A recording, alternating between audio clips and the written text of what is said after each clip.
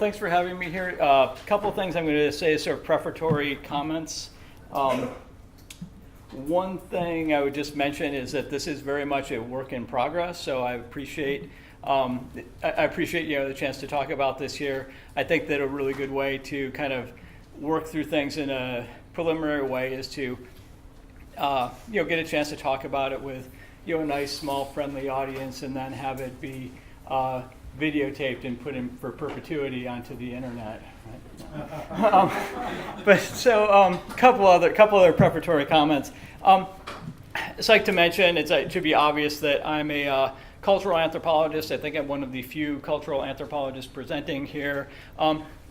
So my approach and my perspective is quite a bit different, I think, than probably most if not all of the papers that we've seen so far. And so I feel kind of funny, like hearing all these papers of these kind of grand texts of from 2,000 or more years ago, and now I'm basically going to talk about my experiences while drinking beer, like last February. I mean, I've drunk, not that I started drinking beer last February or that I started drinking beer in Japan only last February, but when I actually started thinking about these issues was I think February, if not March. Sometimes when you're drinking, you don't get the dates exactly right.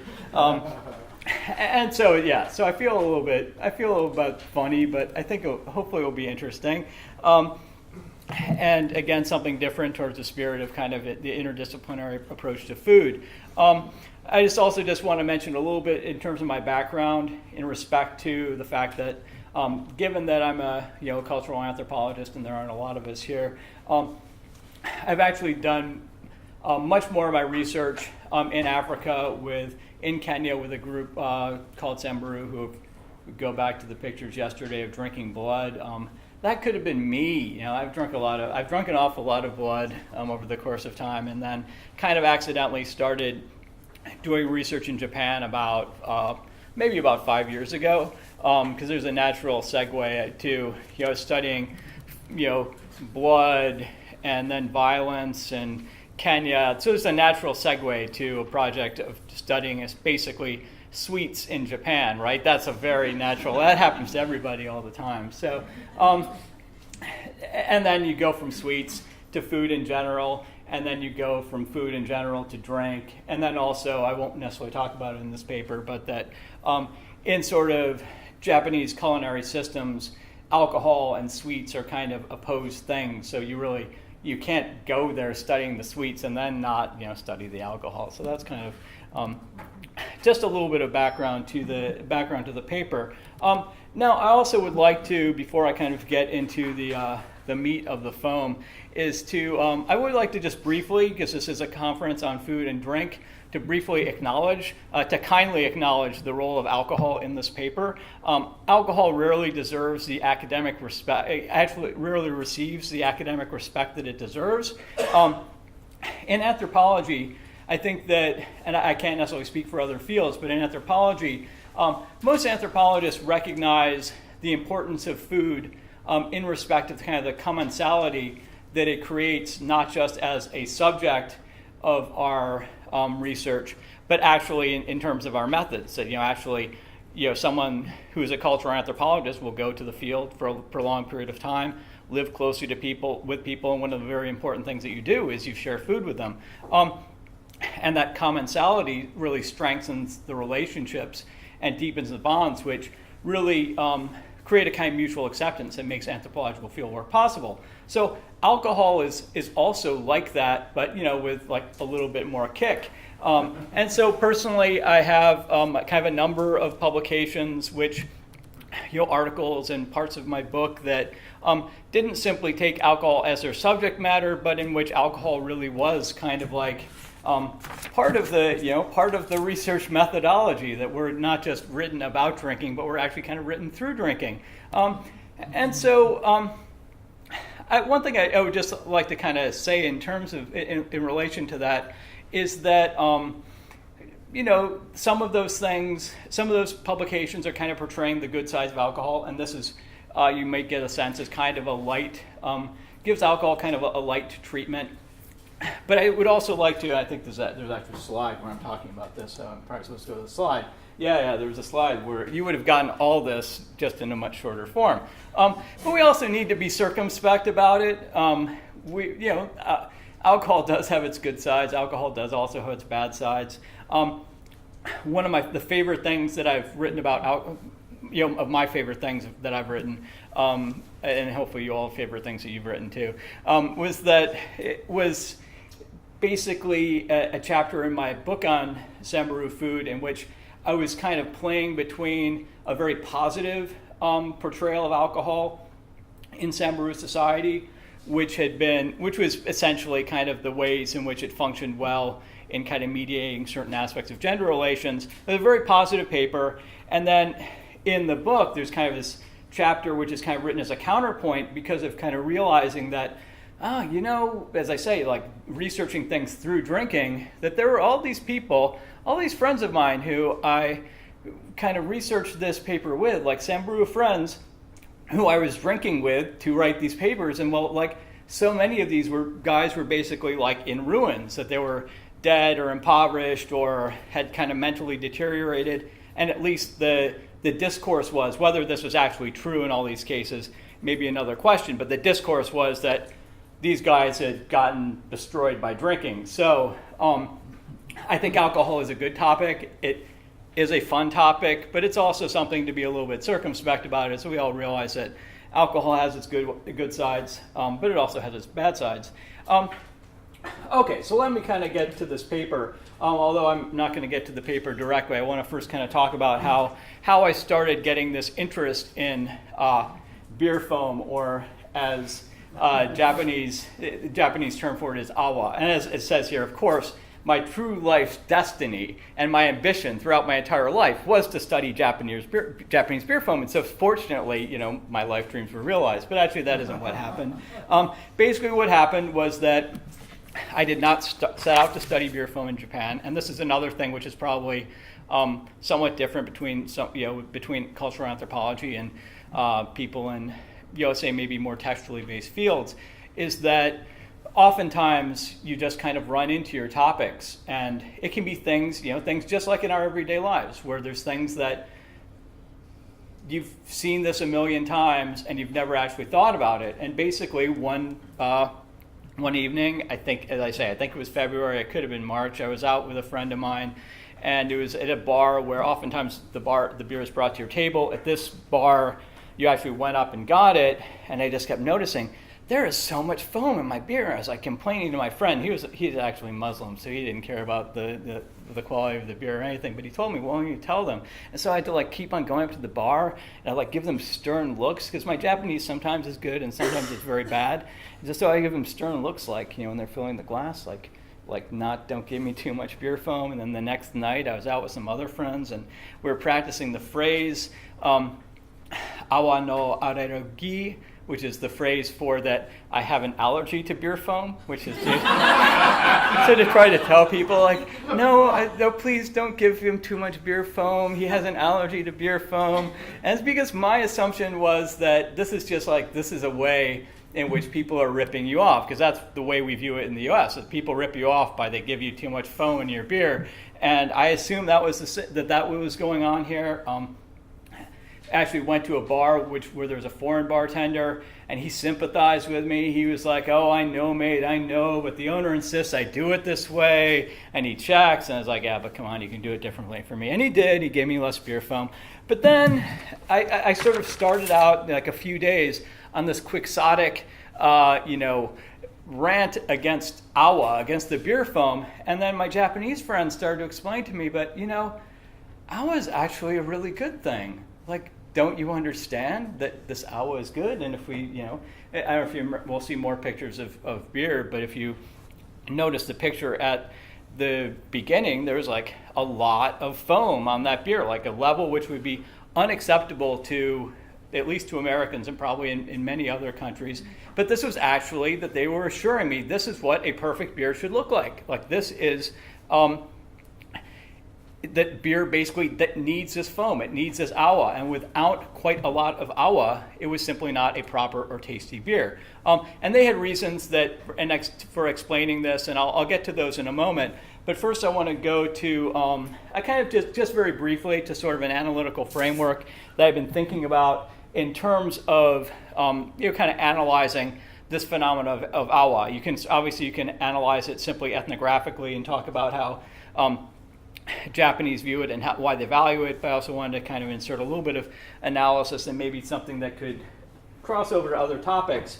And so the idea I came up with, now one thing, this is a slide where you're not actually supposed to read the slide. This is an ironically constructed slide in which I'm discussing white space. And how is it ironic? Because there is no white space on this slide. So don't bother reading the text.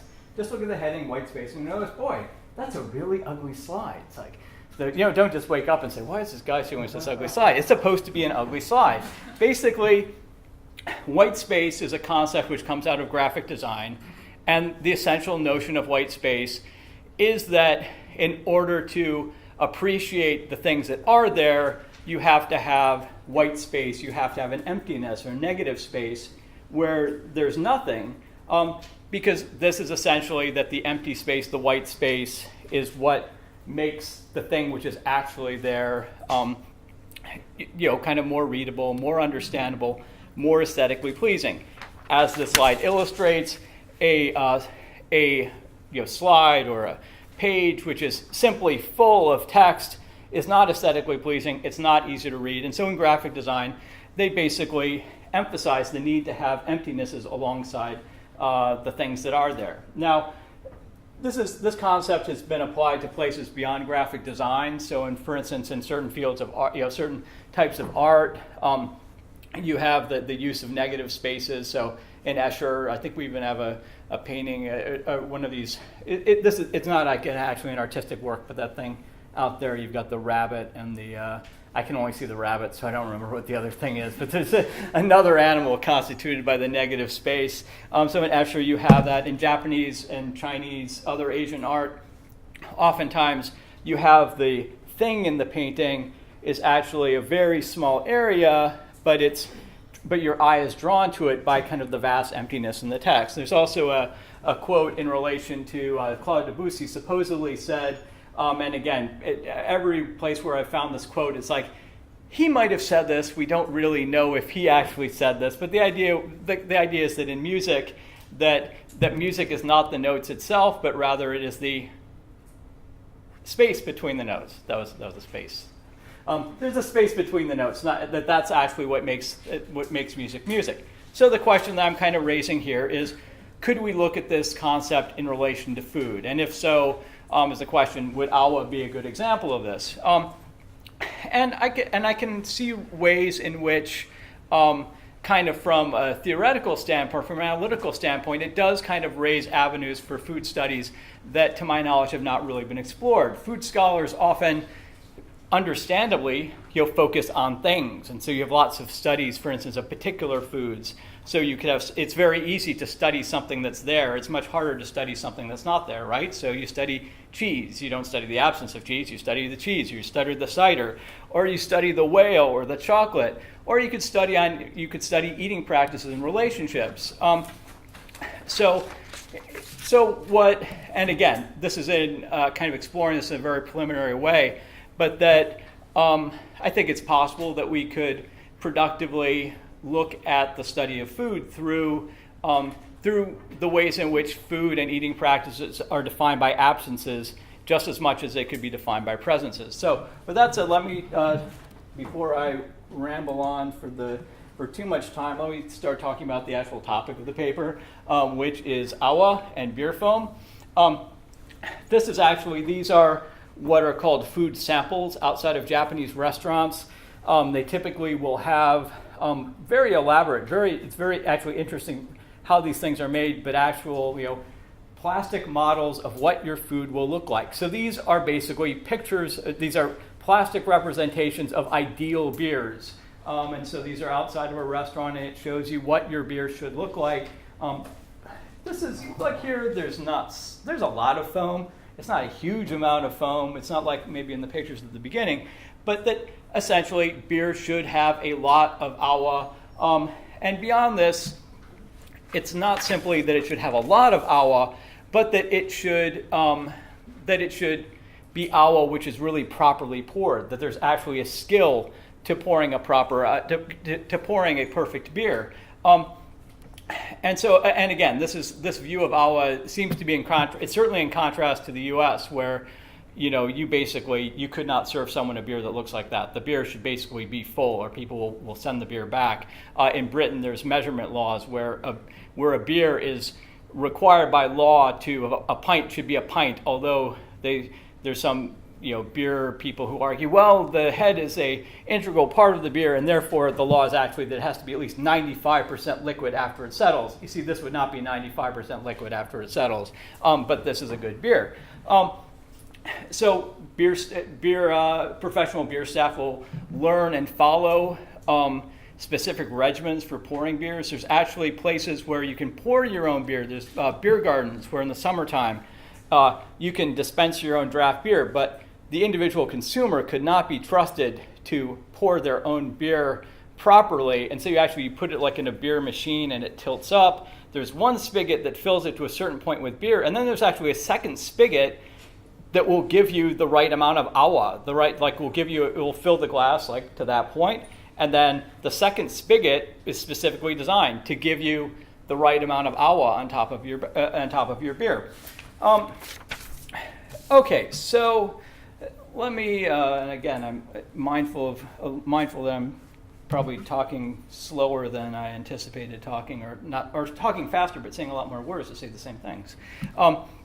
Okay, so let's talk a little bit about why Japanese have this really strong interest in awa, which we say why, and I say sort of this part of the beer, or perhaps we could look at it as non-beer if this is actually white space.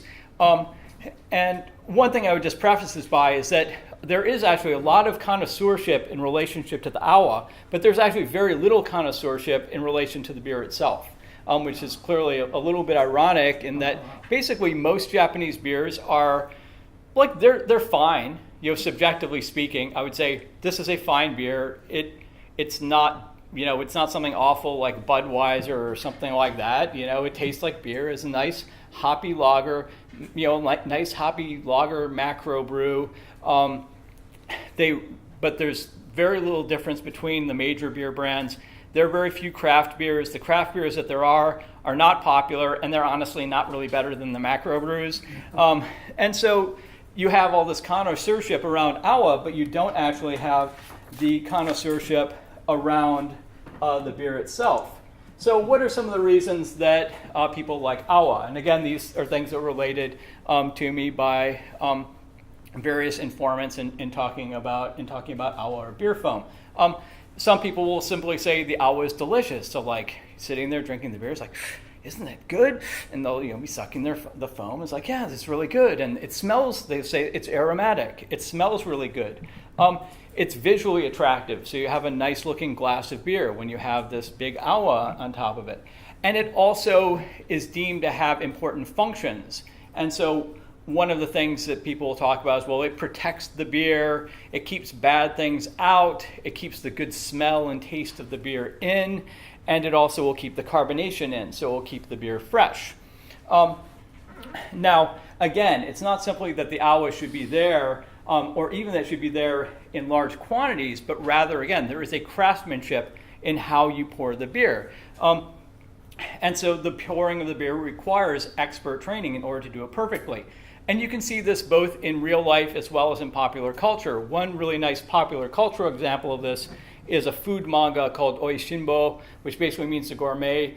The Japanese, as you may be aware, Japanese of all ages actually really like manga. We think of manga, in the U.S. as something that 16 or 17-year-old kids will like and they'll grow out of. Japanese adults, this is a very popular type of reading material, and there are several which focus on food. So, there's an episode in Oishinbo in which the lead character Yamaoka takes his friends to a beer garden because he wants them to be served beer by this master beer server Murasawa-san, and they're kind of doubting, can you actually tell the difference? They get there, and then you can see what happens. He gets his beer.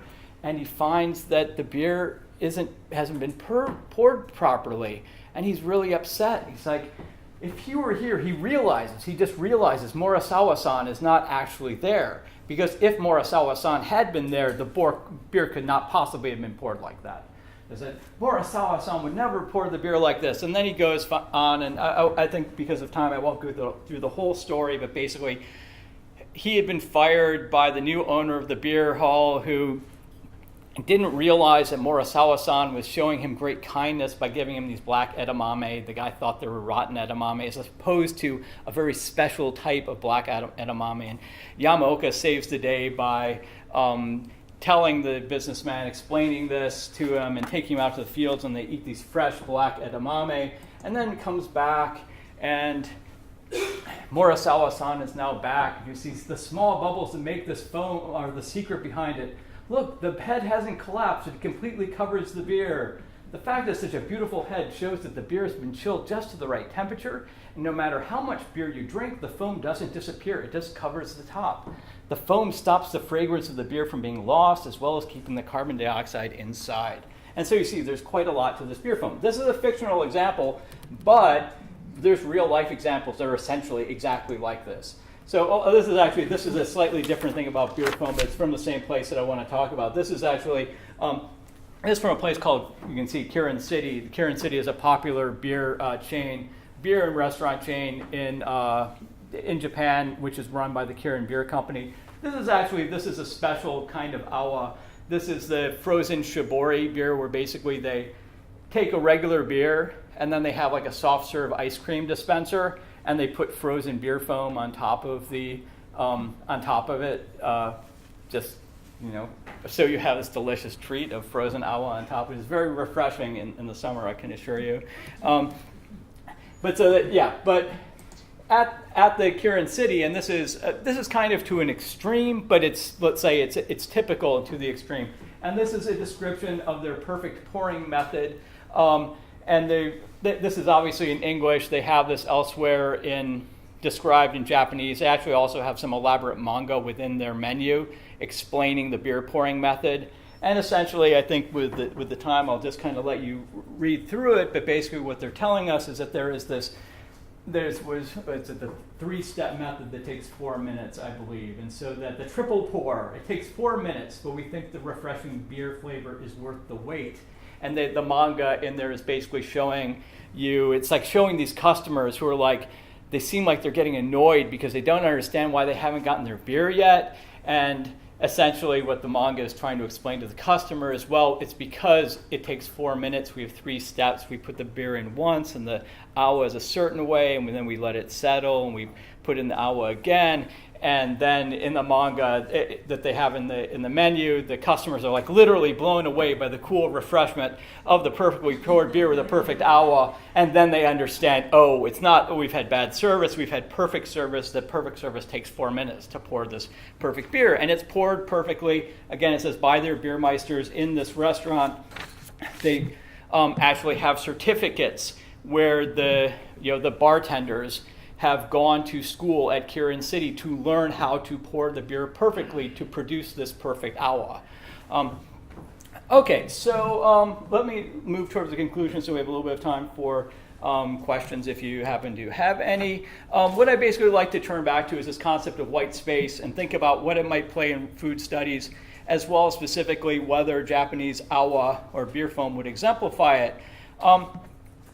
Now, I'm actually, as I've thought more about it, I'm not positive whether awa is actually a good example of white space or not, because it's kind of one of these weird philosophical questions that maybe makes a lot more sense when you've been staring at awa for several hours or something.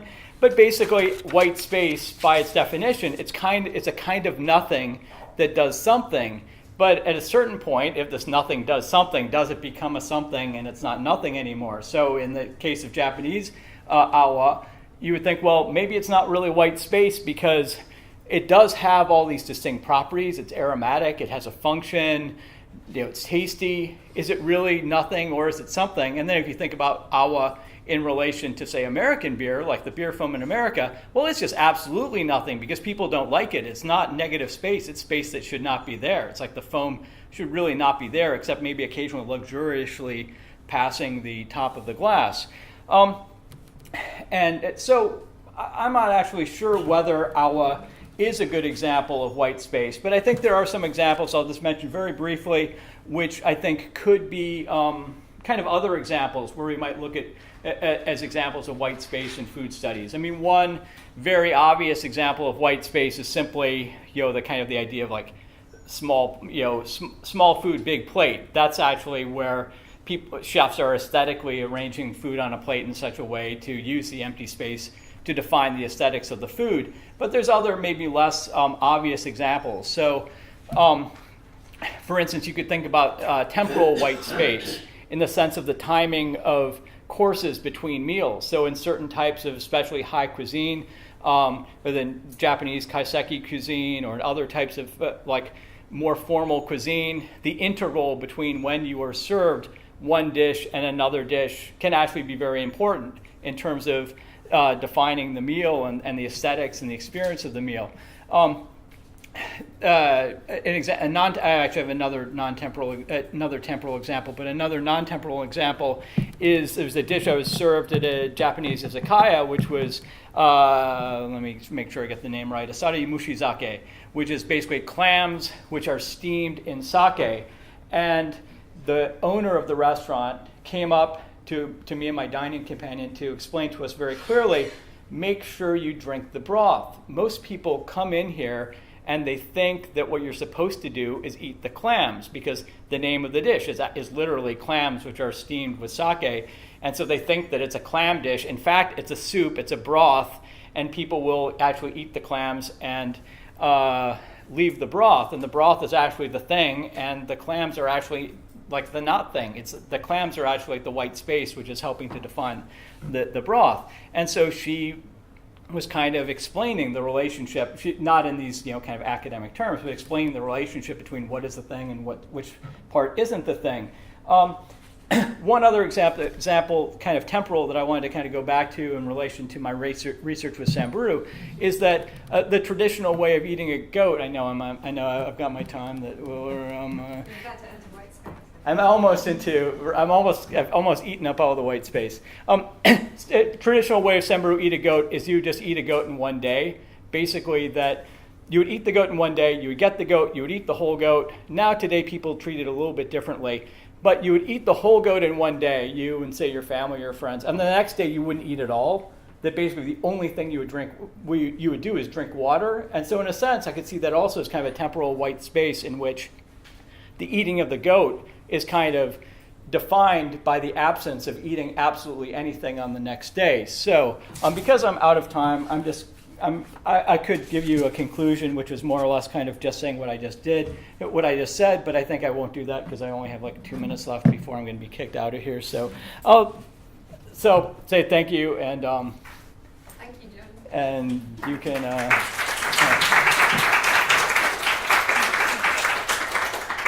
They love beer, but it's got to have foam on it. They drink that stuff?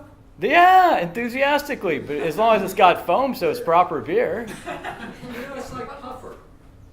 See if it kills you and that sort of thing. The Japanese have the worst food fetishes in the world, without a doubt. Anyway, One just my comment. one more question. Thank you. One word, Guinness. Thank God for Guinness. White space, it's essential. And there is a definite art to pouring the perfect Guinness. Yeah. Because I used to be a barmaid, Yeah. teens, whatever. And nowadays, very few people pour a perfect Guinness because they've got these automatic things, that you sort of just automatically fill the thing. And the foam is actually not as creamy as when you physically turn the spigot to really tight and develop those arm muscles by pulling it very long. Well, clearly Guinness needs a school, and that will. One more question. Yeah, I'm just wondering about what do you think the benefits might be of trying to explore this white space? I mean, I really like it, but what you're playing around with it. But what do you think exploring the white space? I just, I haven't thought through this enough to really think of what the benefits would necessarily be, but I just see it as something which is kind of unexplored. And so there's a lot of things in food studies which are very, very explored. And so, I don't know, I just always like to try to look at things from different angles. And if I, not that I would not be fascinated by beer foam on its own, but I always kind of want to, when I'm looking at something, try to look at it a new way. And it kind of seems to me that this is something which is an approach which hasn't really been used in food studies, where it's been used in a lot of other fields. And so it might be that it's not fruitful, but I think it might be worth exploring. Okay, we're going to draw that to a close. Thank you. All right, thank you. Something else.